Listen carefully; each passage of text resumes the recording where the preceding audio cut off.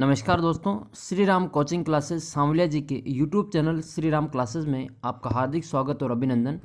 और दोस्तों, आज हम कक्षा 10 की विज्ञान का दूसरा पाठ जिसका नाम है मानव तंत्र, और इस पाठ के सभी महत्वपूर्ण प्रश्न जो लगभग कि इस पाठ में 70 प्रश्न हैं, ऑब्जेक्टिव से लगा के अतुल लघुतरात्मक और निबंधात्मक, इन सभी प्रश्नों की इस वीडियो में हम चर्चा करेंगे। तो आप वीडियो को शुरू से अंत तक देखें। और यह कक्षा 10 के साथ साथ अन्य सभी कॉम्पिटिटिव एग्जाम्स के लिए भी काफ़ी इंपॉर्टेंट क्वेश्चन है, क्योंकि इससे प्रश्न हर बार हर परीक्षा में पूछा जाता है। तो आइए शुरू करते हैं मानव तंत्र नाम के पाठ से महत्वपूर्ण प्रश्न। पहला ऑब्जेक्टिव क्वेश्चन है इसमें, विभिन्न स्तरों पर भोजन पाचित रस तथा अवशिष्ट की गति को कौन नियंत्रित करता है। पहला क्वेश्चन है इसमें कि इनको कौन नियंत्रित करता है, भोजन पाचित रस और अपशिष्ट की गति को। संवरणी पेशियाँ, म्यूकोसा, श्लेष्मी उपकला, उपरोक्त ख और ग दोनों। तो जो पहला ऑप्शन है क, ये वाला इसमें करेक्ट है। सवर्णी जो पेशियाँ होती हैं वो विभिन्न स्तरों पर भोजन पाचित रस तथा अवशिष्ट की गति को नियंत्रित करते हैं। दूसरा प्रश्न है इसमें, निम्न में से कौन से दांत मांसाहारी पशुओं में सर्वाधिक विकसित होते हैं। यानी कि इनमें से कौन से दांत हैं जो मांसाहारी पशुओं में सबसे ज़्यादा विकसित होते हैं। तो कृतनक, रदनक, अग्रचवर्णक और चवर्णक। तो इनमें से कौन से दांत हैं जो मांसाहारी पशुओं में सबसे ज़्यादा विकसित होते हैं। तो मांसाहारी पशुओं में जो सबसे ज़्यादा विकसित होते हैं उन दांतों का नाम है रदनक दांत। जो मांसाहारी जंतु हैं, शेर, चीता, इनमें जो रदनक दांत सबसे ज़्यादा विकसित होते हैं। और रदनक दांत का जो कार्य है वो चीरना या फाड़ना होता है। प्रश्न नंबर 3 है, एपिग्लोटिस का प्रमुख कार्य क्या है। एपिग्लोटिस जो कि अपने गले में होती हैं, इसका प्रमुख कार्य क्या है। भोजन को ग्रसनी में भेजना, भोजन को श्वास नली में प्रवेश से रोकना, भोजन को ग्रहणी तक पहुंचाना, उपरोक्त में से कोई नहीं। तो जो एपिग्लोटिस होता है वो गले में होता है और यह भोजन को श्वास नली में जाने से रोकता है। तो ख ऑप्शन इसका जो सही हो जाएगा। एपिग्लोटिस का प्रमुख कार्य है भोजन को श्वास नली में प्रवेश से रोकना।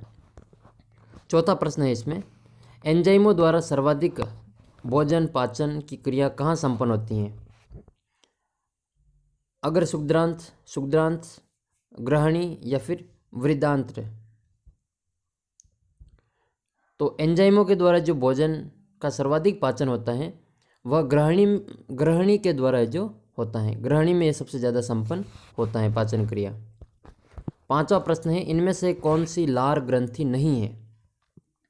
कौन सी लार ग्रंथि नहीं है।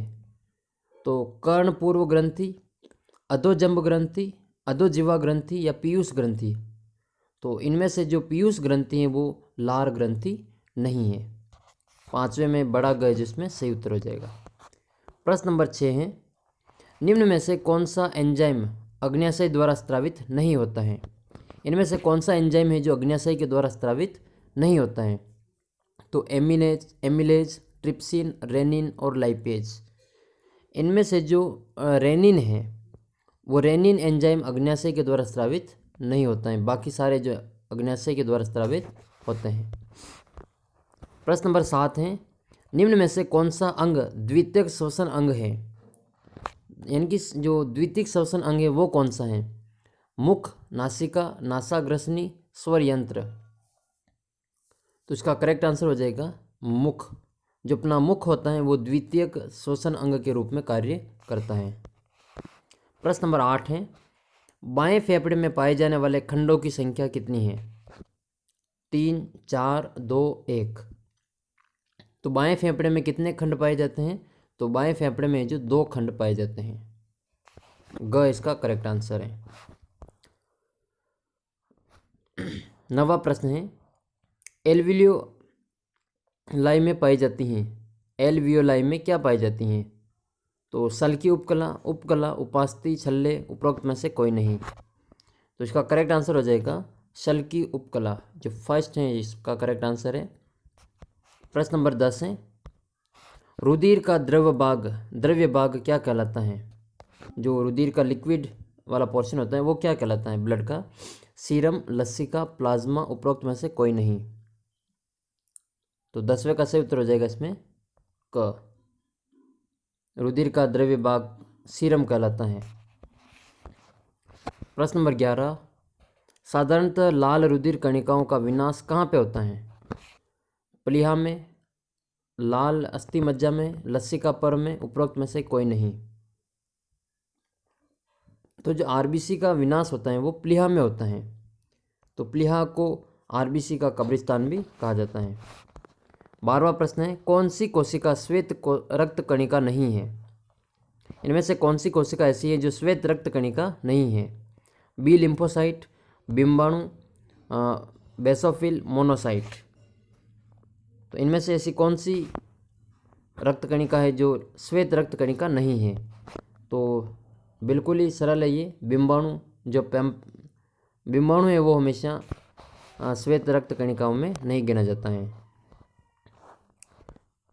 13वां प्रश्न है, किस रक्त समूह में लाल रक्त कणिकाओं पर ए व बी दोनों प्रतिजन उपस्थित होते हैं?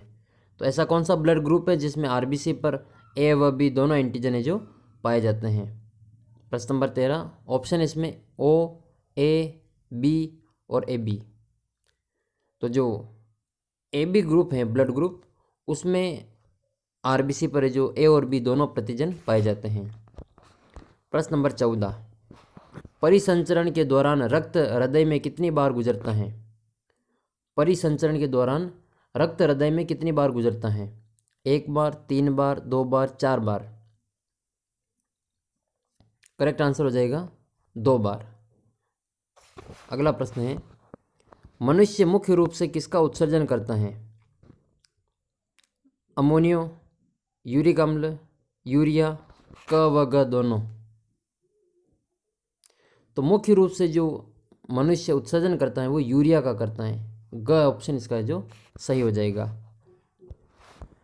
अगला प्रश्न है 16वां, ग्लोमेरुलस कहाँ पाया जाता है?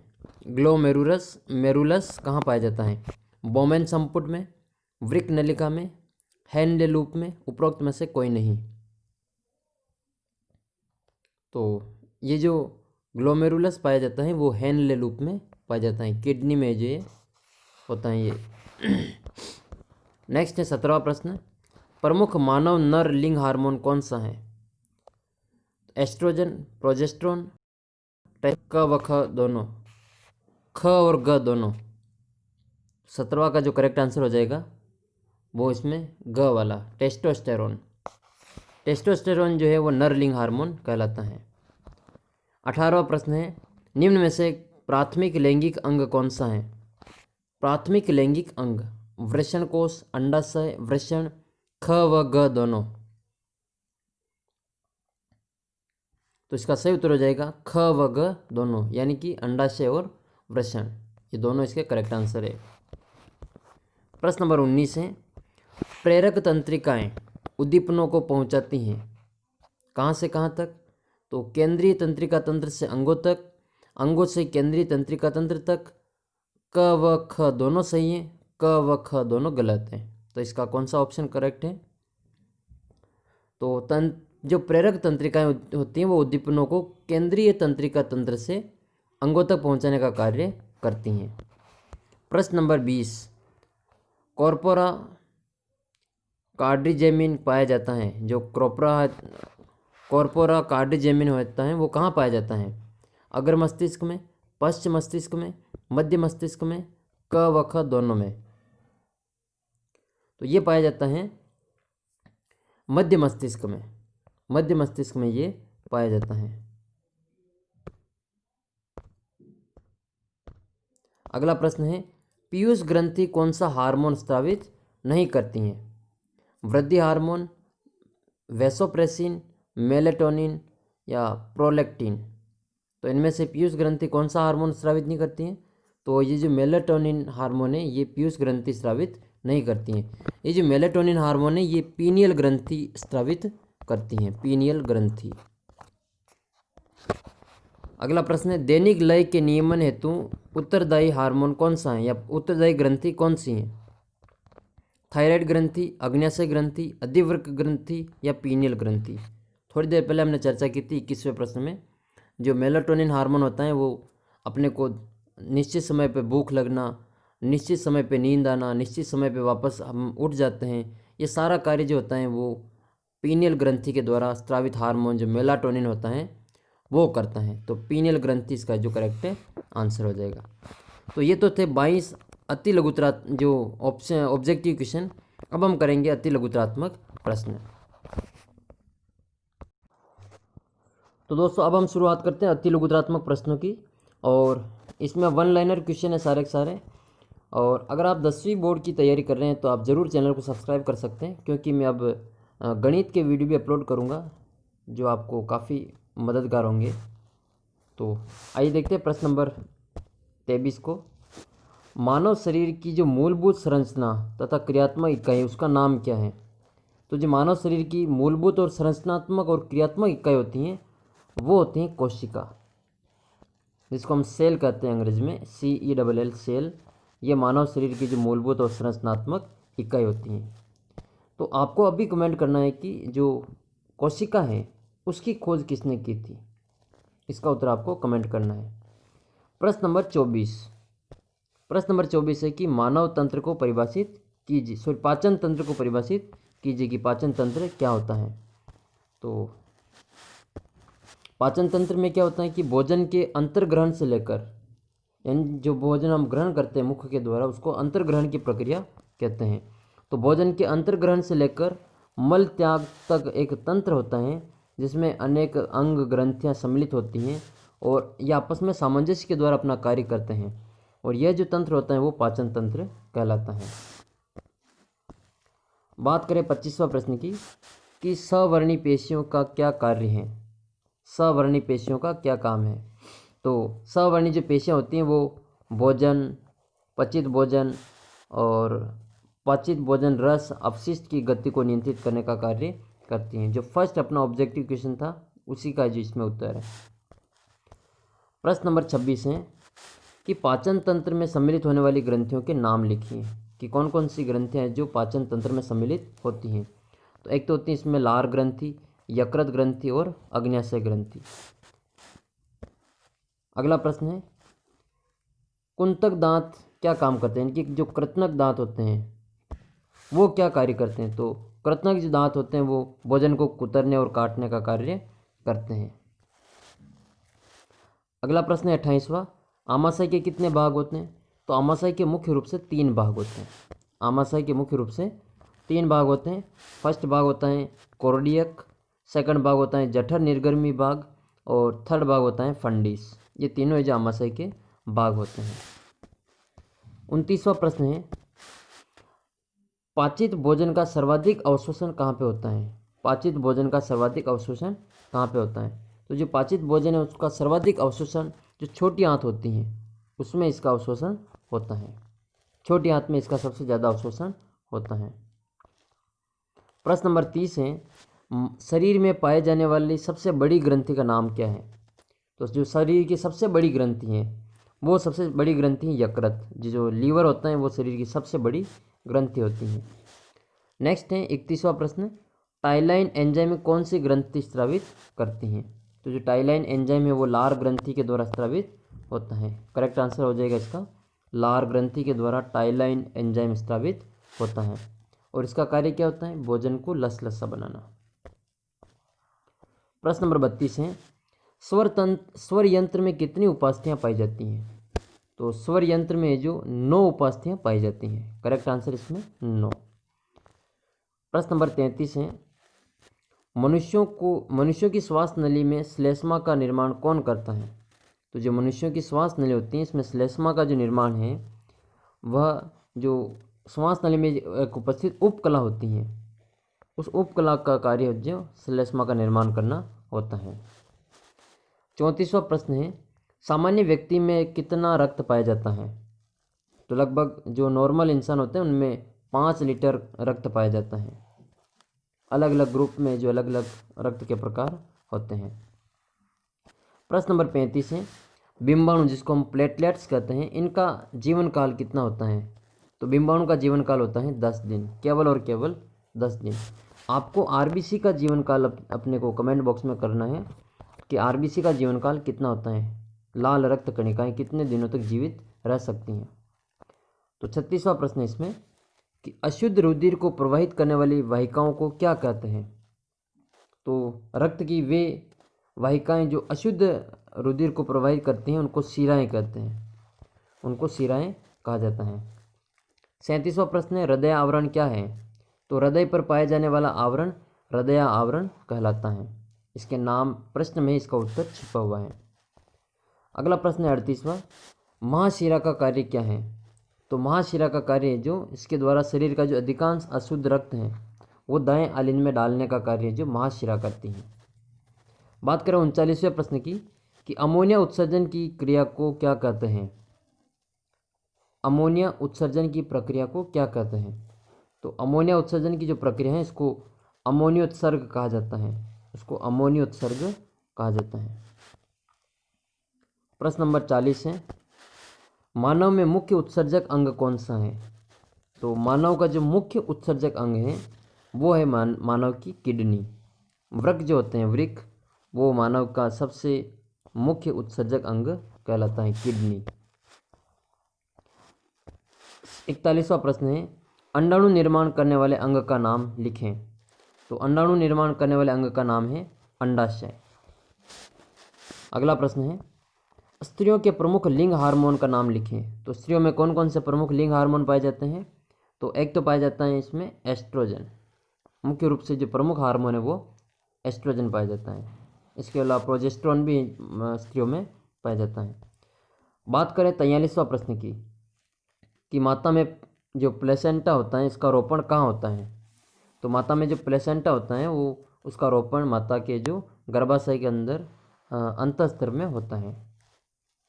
44वां प्रश्न है विभिन्न अंगों के मध्य समन्वय स्थापित करने के लिए उत्तरदायी तंत्रों के नाम लिखिए।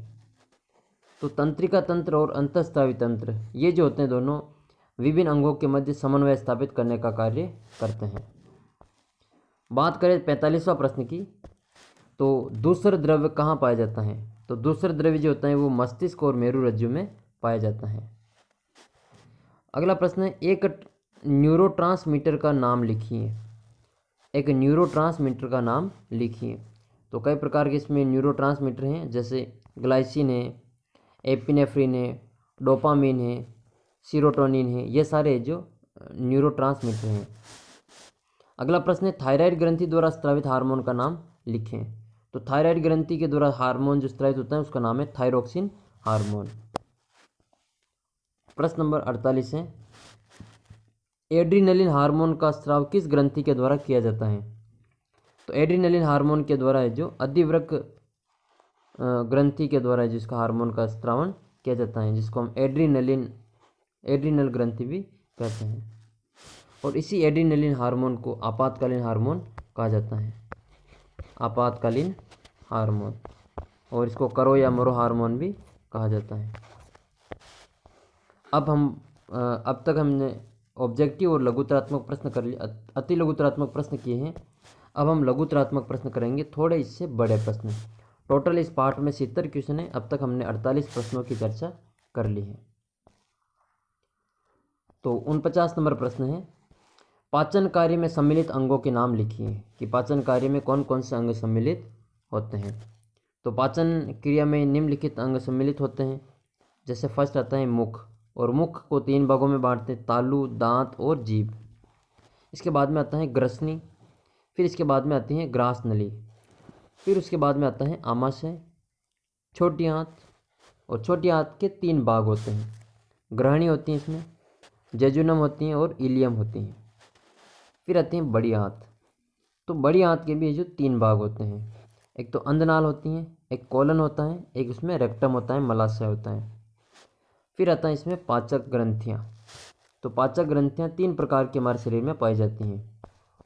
फर्स्ट है इसमें लार ग्रंथि, यकृत ग्रंथि और अग्न्याशय ग्रंथि। इस अग्न्याशय ग्रंथि को मिश्रित ग्रंथि कहते हैं क्योंकि यह अंतःस्रावी ग्रंथि भी है और बहिर्स्रावी ग्रंथि भी है। और यकृत शरीर की सबसे बड़ी ग्रंथि है। लार ग्रंथि में टालोइन नाम का एंजाइम होता है जो कि जीभ में पाया जाता है। बात करें प्रश्न नंबर 50 की, आमाशय का कार्य, उसकी संरचना कार्य को समझाइए। तो आमाशय क्या होता है। आमाशय ये जो होता है वो आमाशय उदर गुहा के बाईं ओर डायफ्राम के पीछे होता है और यह आहार नाल का सबसे चौड़ा थैलीनुमा पेशी भाग होता है और यह अंग्रेजी के जे आकार का होता है। जो आमाशय होता है वो अंग्रेजी के जे आकार का होता है और ग्रसिका आमाशय के कार्डियक भाग में खुलती हैं। जो कार्डियक है वो इसी का एक भाग होता है और आमाशय का में 1 से 3 लीटर तक भोजन धारित कर सकता है। फिर आमाशय को 3 भागों में बांटा जाता है। फर्स्ट भाग है कार्डियक भाग। जो कार्डियक भाग है वो आमाशय का अग्रभाग कार्डियक भाग कहलाता है। ग्रसिका आमाशय के बीच एक कपाट पाया जाता है जिसको कार्डियक कपाट कहते हैं। इस कपाट के कारण भोजन ग्रास नली से आमाशय में तो आ जाता है परंतु आमाशय से ग्रास नली या फिर ग्रसिका में नहीं जा सकता है। फिर बात करते हैं हम जठर निर्गमी भाग की। तो आमाशय का पश्च भाग या फिर जो दाहिना भाग होता है वो जठर निर्गमी भाग कहलाता है। यह भाग ग्रहणी छोटी आंत में खुलता है और इसका जो छिद्र होता है वो एक पेशीय कपाट में पाया जाता है जो भोजन को आमाशय से ग्रहणी आंत में तो जाने देता है परंतु ग्रहणी से वापस आमाशय में नहीं जाने देता है और इस पार्ट को जो पाइलोरिक कपाट कहा जाता है। फिर बात करते हैं फंडिस पार्ट की। तो फंडिस ये जो आमाशय का मध्य भाग होता है उसको हम फंडिस भाग कहते हैं। यह आमाशय के 80% भाग का निर्माण करता है और जो भोजन का वास्तविक पाचन होता है वह इस भाग में ही होता है, फंडिस में। फिर आमाशय के कार्य। तो आमाशय के कार्य में हम लिख सकते हैं कि आमाशय में भोजन का जो क्रमाकुंचन तरंगों के द्वारा पाचन होता है। आमाशय में जो भोजन का पाचन होता है वो क्रमाकुंचन तरंगों के द्वारा होता है और जिसके फलस्वरूप भोजन एक लेय के रूप में बदल जाता है जिसे कि कायम कहा जाता है। फिर आमाशय में पाया जाने वाला HCl निम्नलिखित कार्य करता है। जो अम्ल पाया जाता है इसमें आमाशय में वो हाइड्रोक्लोरिक अम्ल पाया जाता है। ये भोजन में उपस्थित जो हानिकारक जीवाणु होते हैं उनको नष्ट करता है, पहला काम तो ये है। इसके अलावा जो कठोर उत्तक होते हैं इनको गलने का कार्य करता है। इनके अलावा जो निष्क्रिय एंजाइम है जैसे पेप्सिनोजन, इसको सक्रिय करके पेप्सिन में बदलता है और निष्क्रिय प्रोपेरिन जो है इसको रेनिन में बदलने का कार्य करता है। इसके अलावा ये जो टाइलिन होते हैं इसकी क्रिया को बंद करने का कार्य भी करता है। मुख गुहा में पाए आए भोजन के माध्यम से अम्लीय बनाना और जठर निर्गम कपाट को नियंत्रित करना आमाशय के जो प्रमुख कार्य हैं। अब बात करते हैं लार ग्रंथि की और इसकी संरचना की। तो लार ग्रंथियाँ जो सेलिवरी ग्लैंड्स हैं वो मनुष्य में 3 जोड़ी लार ग्रंथियाँ पाई जाती हैं और लार ग्रंथियाँ जो होती हैं वो बहिस्रावी ग्रंथियाँ होती हैं। सबसे पहले बात करें हम कर्णपूर्व ग्रंथि की। तो कर्णपूर्व ग्रंथि जो होती हैं ये ग्रंथियाँ सबसे बड़ी होती हैं और कान के नीचे अर्थात जो गालों में पाई जाती हैं और इन ग्रंथियों की जो नलिका होती है वो कुंतक दांतों के समीप खुलती हैं। सिर में तरल का स्राव इनके द्वारा किया जाता है। फिर बात करते हैं हम अधोजम ग्रंथियाँ। तो जो अधोजम ग्रंथियाँ हैं ये ग्रंथियाँ ऊपरी जबड़े और निचले जबड़े के जोड़ पर पाई जाती हैं और इन ग्रंथियों की नलिकाएं मुख्य गुहिका को स्पर्श करती हैं और ये एक मिश्रित ग्रंथि है जो तरल और श्लेष्मिक स्रावन करते हैं।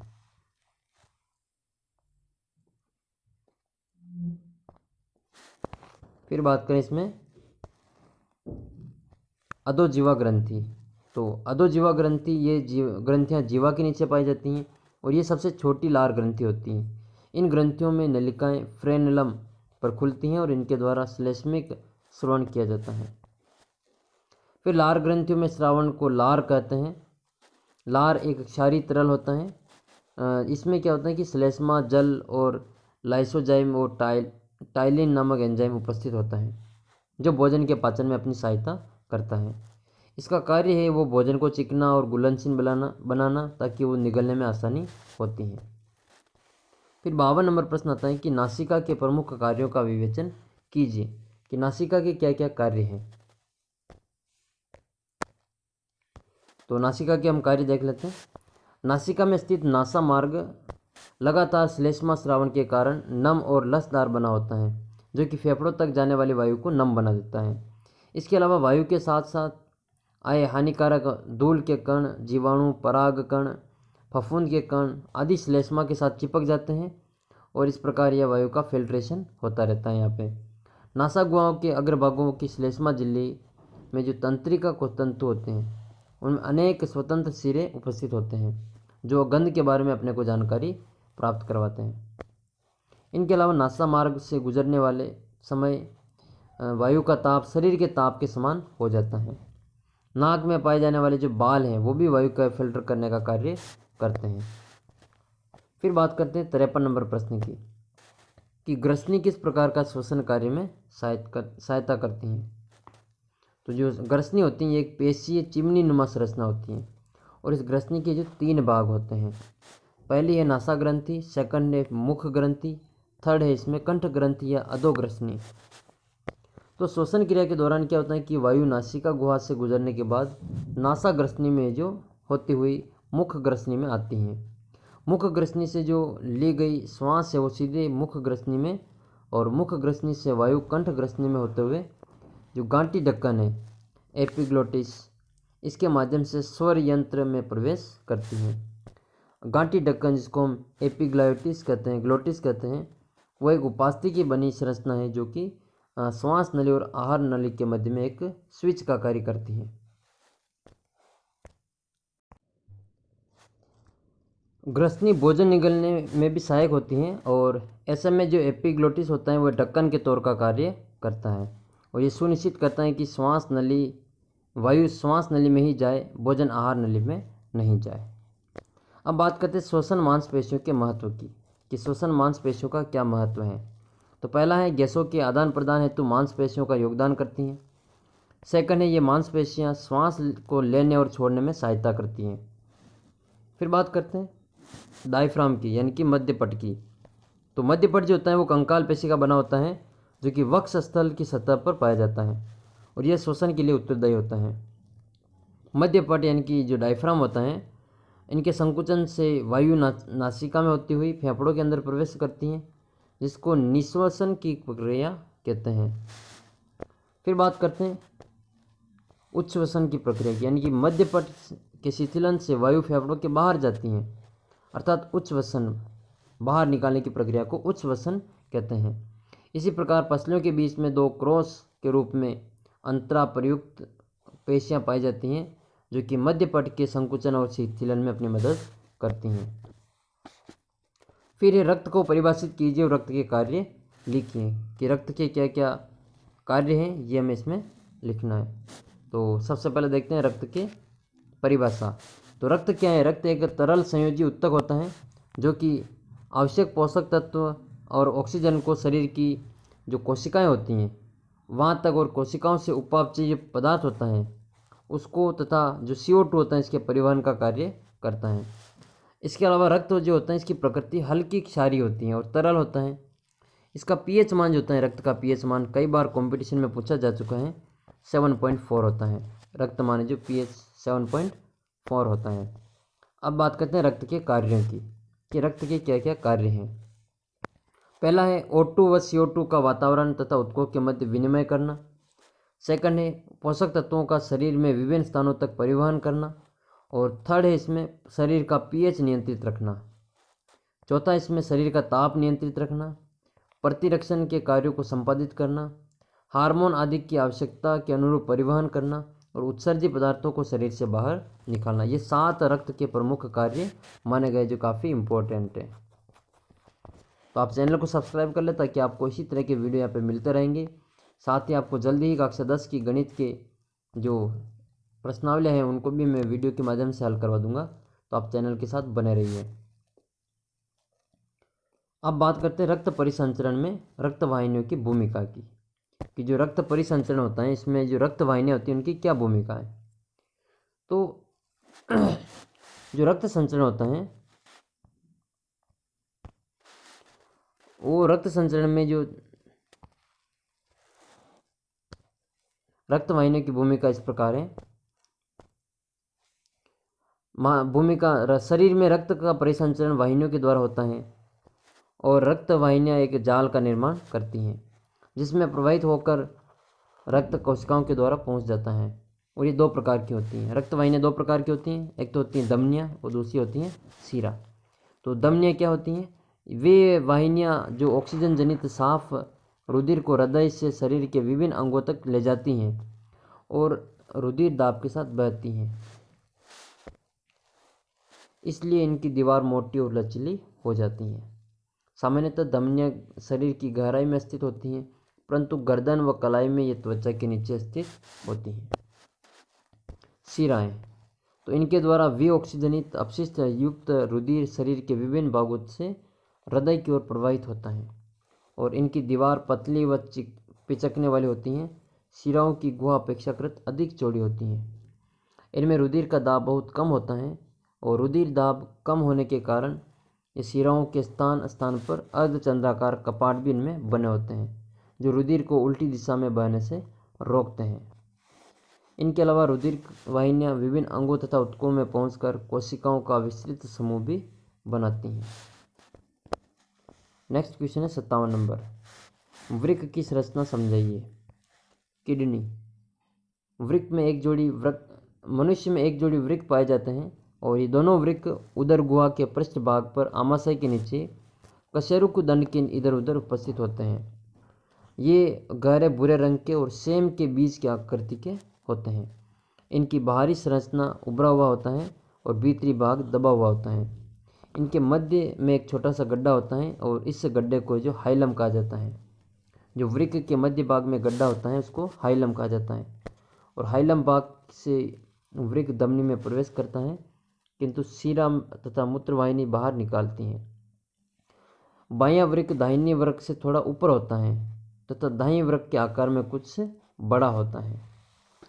तो ये जिसमें वृक्क किडनी की जो संरचना है, इसमें नेफ्रॉन, अपशिष्ट युक्त गंदा रक्त, हाइलम, शुद्ध रक्त, इसके अलावा वृक्क, वलकुट, वृक्क आवरण और मध्यांश पिरामिड।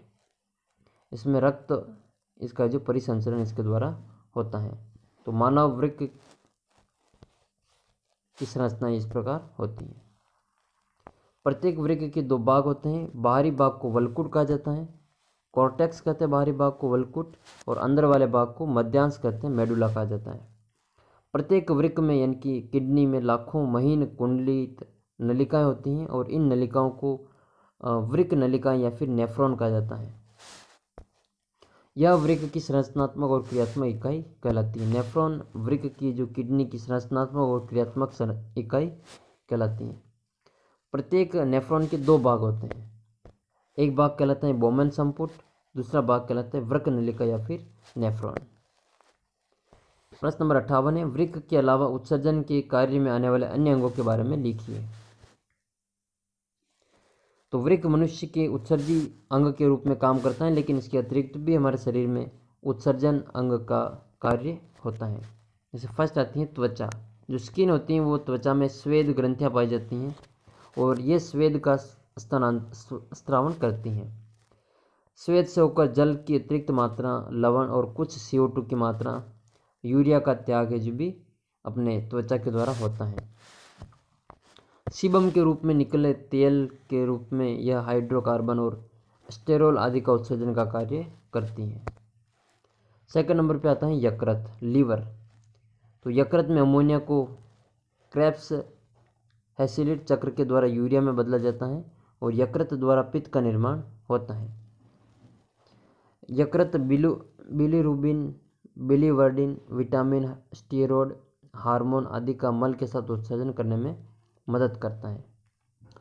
इसके अलावा जो उत्सर्जित अंग है वो है प्लीहा। प्लीहा को आरबीसी का कब्रिस्तान कहा जाता है, क्योंकि यहाँ पे मृत आरबीसी के विघटन से बिलीरुबिन व बिलीवर्डिन का निर्माण होता है, जो यकृत में जाकर पित्त का हिस्सा बन जाते हैं और इन वर्णकों का त्याग मल के साथ में कर दिया जाता है। यूरोक्रोम भी आरबीसी के विघटन के द्वारा ही निर्मित होता है और मूत्र द्वारा इसका त्याग कर दिया जाता है और इसी के कारण मूत्र का रंग जो पीला होता है। फिर आते हैं आंत्र। तो आंत्र में पित्तरस के माध्यम से डाले गए अपशिष्ट पदार्थ को शरीर के बाहर निकाला जाता है और आंत्र में मल के साथ मृत कोशिकाओं का भी त्याग कर दिया जाता है। नेक्स्ट है इसमें लंग्स, जो फेफड़े होते हैं वो। तो फुफ्फुस द्वारा उत्सवन की क्रिया के दौरान CO2 कार्बन डाइऑक्साइड का त्याग कर दिया जाता है और साथ में ही जो जलवाष्प होती है उसका भी त्याग कर दिया जाता है। नेक्स्ट है स्त्रियों में प्राथमिक लैंगिक अंग का कार्य लिखिए। तो स्त्रियों में जो प्राथमिक लैंगिक अंग हैं वह एक जोड़ी के रूप में अंडाशय पाए जाते हैं जिसके निम्नलिखित कार्य होते हैं। फर्स्ट है इसमें अंडाशय में अंडे का उत्पादन होता है और अंडाशय एक अंतःस्रावी ग्रंथि है, इसके द्वारा दो प्रकार के हार्मोन का स्रावन होता है जिसको एस्ट्रोजन और प्रोजेस्टेरोन हार्मोन कहते हैं।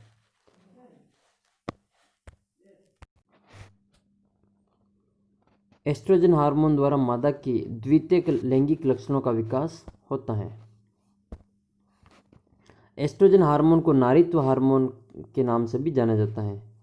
इसके अलावा एस्ट्रोजन हार्मोन मादाओं में मैथुन इच्छा जागृत करता है और प्रोजेस्टेरोन गर्भधारण तथा गर्भावस्था के लिए आवश्यक हार्मोन और इसको गर्भावस्था हार्मोन के नाम से भी जाना जाता है।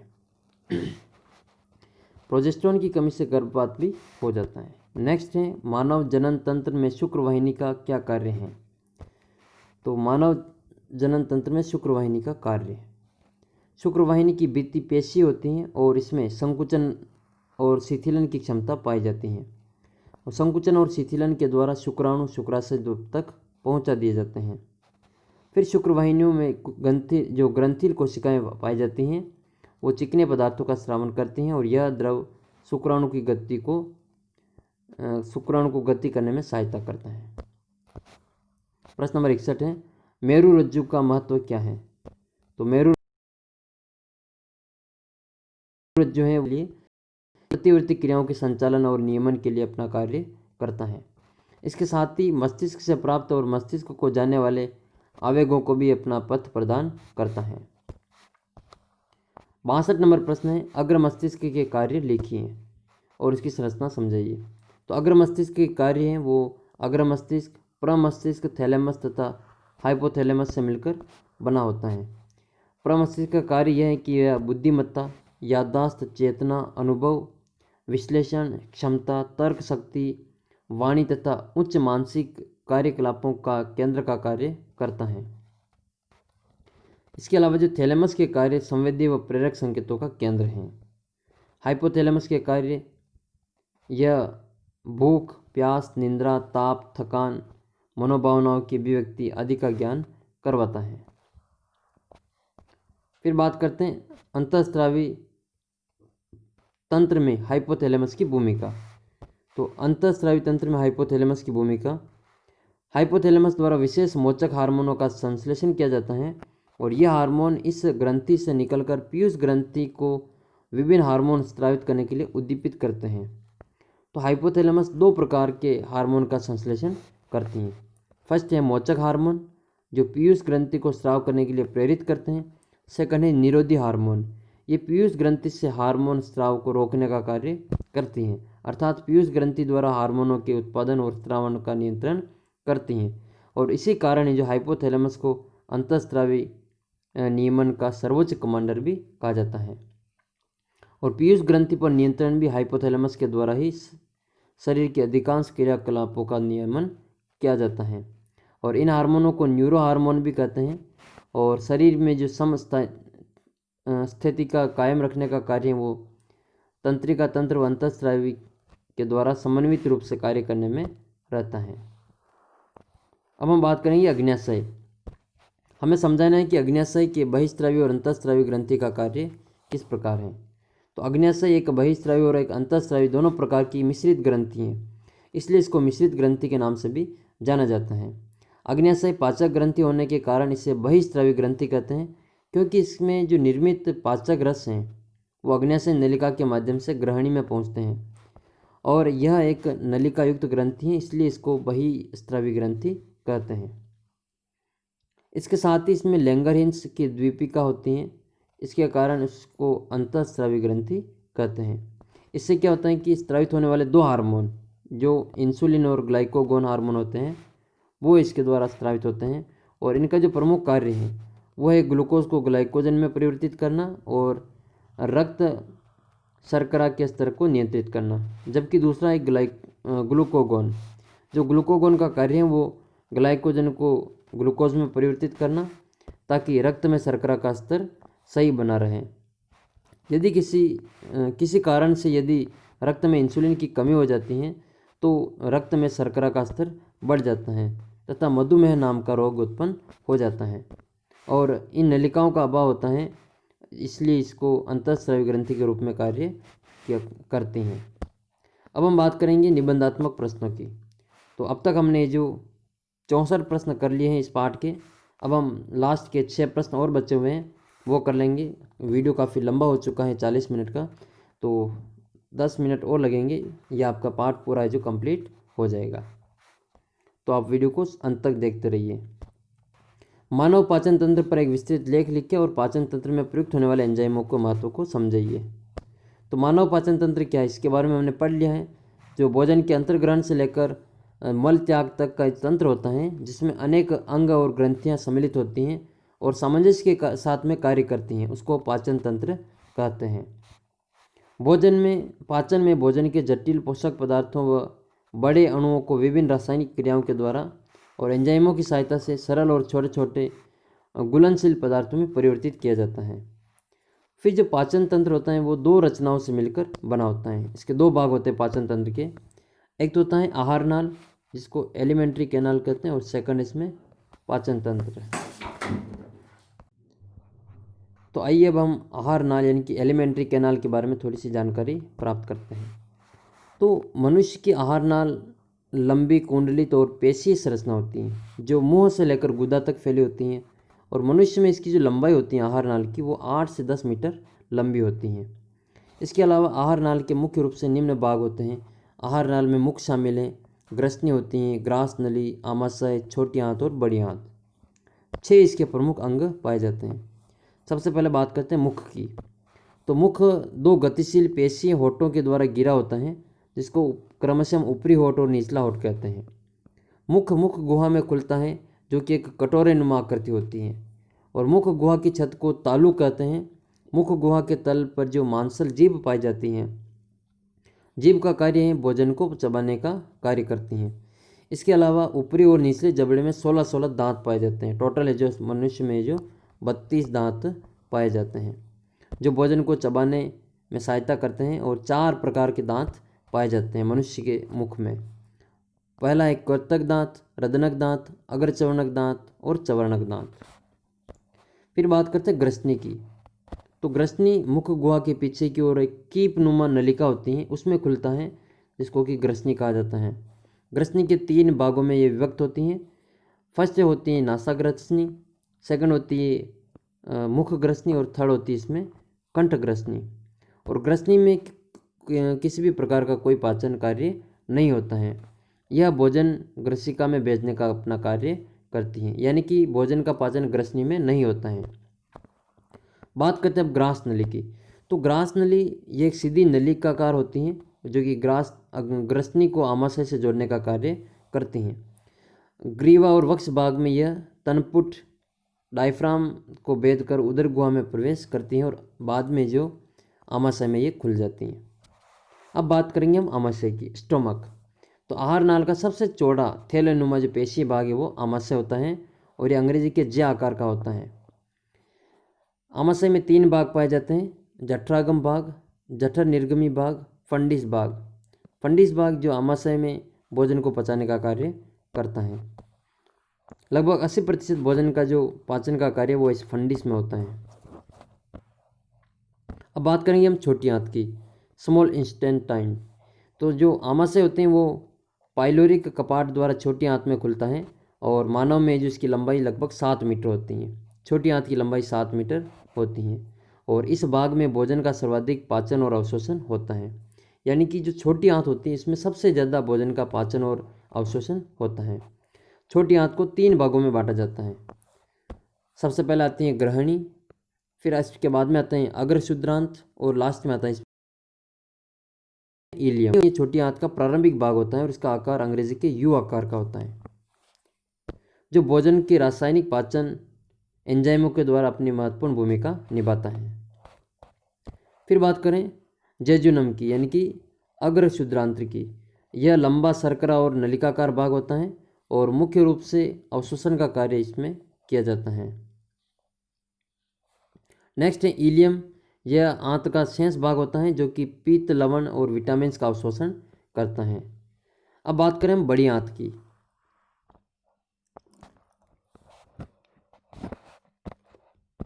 तो बड़ी आंत इलियम के पीछे की ओर बड़ी आंत में खुलती है। बड़ी आंत 3 भागों में विभक्त होती हैं, अंधनाल, वृद्धांत्र और मलाशय। इसका प्रमुख कार्य जल, खनिज, लवण का अवशोषण करना और अपचित भोजन को मल द्वार से उत्सर्जित करना। सेकंड जो भाग होता है इसका पाचन तंत्र का, उसमें आती हैं पाचक ग्रंथियाँ कि कौन कौन सी इसमें पाचक ग्रंथियाँ पाई जाती हैं। तो सबसे पहले आती है इसमें लार ग्रंथि, जो सेलिवरी ग्लैंड्स होती हैं। ये 3 जोड़ी लार ग्रंथियाँ लार स्रावित करती हैं, जिसमें जो स्टार्च को माल्टोस शर्करा में बदलने वाला टाइलिन एंजाइम होता है, यानी कि जो टाइलिन होता है वो स्टार्च को माल्टोज में बदलने का कार्य करता है। सेकंड लार ग्रंथि आती है यकृत। यकृत पित्त का निर्माण करता है और पित्त पित्ताशय में संग्रहित रहता है और यह वसा के इमल्सीकरण का कार्य करता है, यानी कि यह वसा के पाचन में अपने सहायता प्रदान करता है। फिर आते हैं अग्न्याशय, पैनक्रियाज जिसको हम कहते हैं। तो प्रोटीन, वसा और कार्बोहाइड्रेट पाचक एंजाइमों का स्रावण करती है और अग्न्याशयी रस पित्त रस के साथ ग्रसनी में पहुंचता है। अब हम बात करते हैं एंजाइमों के महत्व की। तो एंजाइम का महत्व मनुष्य के लार में उपस्थित और लार ग्रंथि में यकृत और अग्न्याशय ग्रंथियां हैं। लार ग्रंथियां भोजन को निगलने में हेतु चिकनाई प्रदान करती हैं। इसके अलावा स्टार्च के पाचन हेतु एपाइलेज नामक जो पाचक एंजाइम का स्त्रावण किया जाता है। यकृत के द्वारा प्रमुख रूप से पित्त रस का स्त्रावण किया जाता है और यह वसा का पायसीकरण करने में भी सहायता करता है। और यकृत शरीर की सबसे बड़ी पाचन ग्रंथि है। यह कार्बोहाइड्रेट, वसा, प्रोटीन के उपापचयन की जो मेटाबॉलिज्म की जो प्रक्रिया होती है उसमें महत्वपूर्ण भूमिका निभाता है। अग्न्याशय भी विभिन्न प्रकार के जो एंजाइम होते हैं उनका स्त्रावण करता है, जैसे एमाइलेज, ट्रिप्सिन, काइमोट्रिप्सिन आदि जो भोजन को पचाने में सहायता करते हैं। आमाशय में जठर रस में पेप्सिन और रेनिन नामक एंजाइम होते हैं जो प्रोटीन व दूध की प्रोटीन को पचाने में सहायता करते हैं। इसी प्रकार इसमें आंतरी रस में पाए जाने वाले एंजाइम्स जो माल्टोज, लैक्टोज, सुक्रोज और लाइपेज, सुक्रेज, लाइपेज, ये जो होते हैं इनका पोषक पदार्थों के द्वारा पाचन किया जाता है। अब बात करें 66 नंबर प्रश्न की। मानव श्वसन तंत्र में श्वास नली, ब्रोंकियोल, फेफड़े और श्वसन जो नलिकाएं हैं उनका में इसमें वर्णन करना है।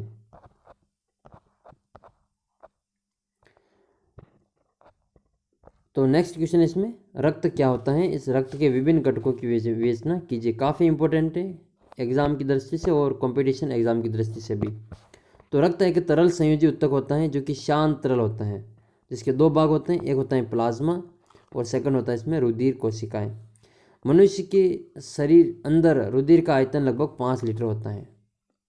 मनुष्य का जो रक्त होता है उसके घटक कौन कौन से होते हैं, तो मनुष्य के रक्त के जो 2 घटक होते हैं, एक तो प्लाज्मा और दूसरी होती है रुधिर वाहिनी। तो सबसे पहले बात करते हैं प्लाज्मा की। तो प्लाज्मा रुधिर के तरल भाग को प्लाज्मा कहते हैं और यह हल्के पीले रंग का क्षारीय तरल होता है। रुधिर आयतन में लगभग इसका 55% प्लाज्मा होता है और इसमें 92% जल होता है और 8% अन्य कार्बनिक और अकार्बनिक जो पदार्थ होते हैं वो घुले होते हैं। फिर बात करते हैं रुधिर कोशिकाओं की। तो सबसे पहले बात आती है इसमें कि कितने प्रकार की इसमें रुधिर कोशिकाएं पाई जाती हैं। तो रुधिर में 3 प्रकार की कोशिकाएं पाई जाती हैं, आरबीसी, डब्ल्यूपीसी और प्लेटलेट्स। सबसे पहले हम बात करेंगे आरबीसी की। तो आरबीसी जिनको हम लाल रक्त रुधिर कोशिकाएं कहते हैं और इनको इरिथ्रोसाइट के नाम से भी जाना जाता है। इनकी संख्या शरीर में बहुत ज़्यादा होती है और ये कुल रक्त में लगभग 99% होती हैं। इनका आकार वृत्ताकार होता है, डिस्क रूप में होता है और उभयोतल होती हैं और इसमें केंद्रक नहीं होता है। आरबीसी में केंद्रक नहीं होता है और हीमोग्लोबिन के कारण जो रक्त होता है उसका रंग लाल होता है और आरबीसी का जो औसत जीवन काल है वो लाइफ लाइन है, जो वो लाइफ टाइम है वो 120 दिन का है। बात करते हैं बी यानी कि डब्ल्यूबीसी श्वेत रक्त कोशिकाओं की। इनका निर्माण है जो लाल अस्थि मज्जा में होता है रेड बोन मैरो में, और इसको ल्यूकोसाइट कहा जाता है। इसमें हीमोग्लोबिन का अभाव होता है और ये रंगहीन होती हैं WBC, इसलिए इनको श्वेत रक्त कोशिकाएं कहते हैं और इसमें केंद्रक पाया जाता है, इसलिए इसे वास्तविक कोशिकाएं भी कहा जाता है। ये लाल रुधिर कोशिकाओं की अपेक्षा बड़ी, अनियमित और परिवर्तनशील आकार की होती हैं, परंतु इनकी संख्या बहुत कम होती है और ये 2 प्रकार की होती हैं, कणिकामय और कणिका विहीन। तो कणिकामय जो श्वेत रक्ताण है वो 3 प्रकार की होती हैं। एक तो होती है न्यूट्रोफिल, सेकंड होती हैं इओसिनोफिल, और थर्ड होती है इसमें बेसोफिल। ये जो कणिकामय श्वेत रक्त कणिकाओं के जो प्रकार है। जो न्यूट्रोफिल होता है वो कणिकामय श्वेत रुधिर रक्ताणुओं में इनकी संख्या सबसे अधिक होती है और सबसे अधिक सक्रिय और इनमें अमीबीय गति पाई जाती है। फिर होता है कणिका विहीन ग्रंथियाँ। ये 2 प्रकार की होती हैं, मोनोसाइट और लिम्फोसाइट। मोनोसाइट और लिम्फोसाइट ये 2 प्रकार की WBC होती हैं। मोनोसाइट में क्या होता है कि ये न्यूरोफिल्स की तरह शरीर में प्रवेश करती हैं और सूक्ष्म जीवों का अंतर्ग्रहण करके उनका भक्षण करती हैं। और जो लिम्फोसाइट होती हैं वो 3 प्रकार की कोशिकाएं होती हैं लिम्फोसाइट। एक तो होती है इसमें बी लिम्फोसाइट, एक होती है इसमें टी लिम्फोसाइट, और एक होती हैं प्राकृतिक मारक कोशिकाएं। तो लिम्फोसाइट जो प्रतिरक्षा उत्पन्न करने वाली प्राथमिक कोशिकाएं कहलाती हैं। इसके अलावा मोनोसाइट महाभक्षक कोशिका में बदल जाती हैं, और मोनोसाइट महाभक्षक और न्यूट्रोफिल मानव शरीर की भक्षक कोशिकाएं हैं जो कि बाह्य प्रतिजनों से भक्षण करने का कार्य करती हैं। इसीलिए तो हम WBC को शरीर की सैनिक कोशिकाएं भी कहते हैं। WBC को शरीर की सैनिक कोशिकाएं भी कहा जाता है, इसको सोल्जर सेल भी कहा जाता है। बात करें बिम्बाणु की, तो ये बहुत छोटे होते हैं, इनका निर्माण भी अस्थिमज्जा में होता है। लाल जो रक्त कणिकाओं का निर्माण होता है उसी तरीके से बिम्बाणु का निर्माण भी होता है, और इनकी संख्या करीब 3 लाख प्रति घन मिलीमीटर इनकी संख्या होती है। आकृति इनकी भी अनियमित होती हैं और केंद्रक का इनमें भी अभाव होता है। जैसा कि RBC में केंद्रक नहीं होता है, वैसे ही बिम्बाणु में भी केंद्रक नहीं होता है। इनके अलावा जो बिम्बाणु होते हैं इनका जीवन काल 10 दिन होता है। बिम्बाणु का मुख्य कार्य क्या होता है, तो बिम्बाणु रुधिर को थक्का जमाने में सहायता करता है और इनको थ्रोम्बोसाइट भी कहा जाता है। बात करते हैं रक्त के महत्व की, तो RBC हीमोग्लोबिन द्वारा ऑक्सीजन और CO2 का जो परिवहन करती हैं। इसके अलावा रुधिर के द्वारा जो पचे हुए पोषक पदार्थ हैं उनको शरीर के विभिन्न भागों तक पहुंचाने का कार्य करता है। शरीर का तापमान नियंत्रित बनाए रखता है। शरीर में जो चोटें और घाव लग जाते हैं उनको भरने में सहायता करता है। प्रतिरक्षण में सहायता करता है। हार्मोन आदि को आवश्यकता के अनुरूप परिवहन करने का कार्य करता है और उत्सर्जित पदार्थों को शरीर से बाहर निकालने का कार्य करता है। तो ये तो था रक्त से संबंधित महत्वपूर्ण बिंदु। अब हम लास्ट है इसमें नर जनन तंत्र का चित्र और प्राथमिक जनन अंगों की क्रियाविधि इसमें हमें बतानी। तो ये नर जनन तंत्र आप जो इसको अच्छी तरह से तैयार करें। आपको बहुत बहुत शुभकामनाएं वीडियो पूरा देखने के लिए। वीडियो पसंद आया तो लाइक ज़रूर करें और अपने मित्रों के साथ शेयर करें ताकि आपको इसी तरीके के और वीडियो मिलते रहेंगे। मैं आपके अब गणित के प्रश्न भी धीरे धीरे यहाँ पे अपलोड करूँगा, तो आप चैनल के साथ बने रहिए। मैं जल्द ही आपको गणित के वीडियो के माध्यम से यहाँ पे बता दूंगा। तो मिलते हैं एक नए वीडियो में, तब तक जय हिंद जय भारत। अगर आप 10वीं बोर्ड की तैयारी करें तो ज़रूर चैनल को सब्सक्राइब कर सकते हैं। रीट वाले भी इस चैनल को सब्सक्राइब कर सकते हैं ताकि आपको कक्षा 6 से जो 10 की साइंस है वो यहाँ पे मिलेगी। इसके अलावा कक्षा 6 से 10 की गणित आपको यहाँ पे मिलने वाली है। गणित तो आपको मैं कक्षा 6 से 12वीं तक की यहाँ पे करवा दूंगा, तो आप चैनल के साथ बने रहिए। मिलते हैं एक नए वीडियो में, तब तक जय हिंद जय भारत।